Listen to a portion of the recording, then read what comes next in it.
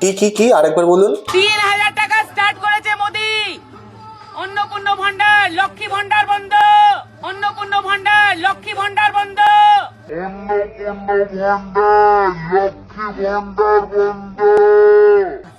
ভাতা বন্ধ। সব মমতার কাছে টাকা নেই। লক্ষ্মী ভান্ডার বন্ধ?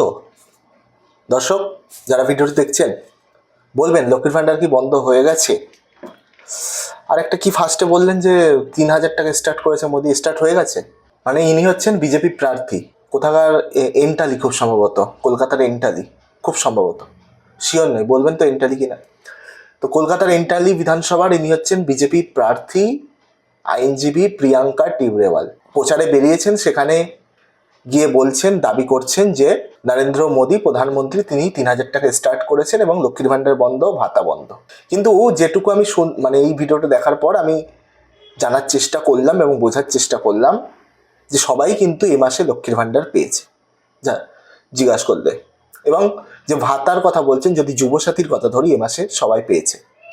সুতরাং বন্ধ নয়, বন্ধ হয়নি। তেমনই এই যে 3,000 টাকা স্টার্ট করেছে বলে দিলেন, আমি জিজ্ঞাসা করলাম বেশ কিছু জনকে যে স্টার্ট হয়েছে কিনা, কারণ সবাই বললেন যে না, কই পাইনি তো, কই 3,000 টাকা পাইনি তো। আপনারা বলবেন যারা দেখছেন কমেন্টে যে ইনি যেটা বলছেন এটা কি ঠিক, কতটা ঠিক বলবেন। প্রচারে বেরিয়ে ইনি বললেন যে লক্ষ্মীর ভান্ডার বন্ধ, ভাতা বন্ধ এবং 3,000 টাকা স্টার্ট করেছে নরেন্দ্র মোদী। এই বিষয়গুলো কতটা ঠিক বলবেন কমেন্ট বক্সে।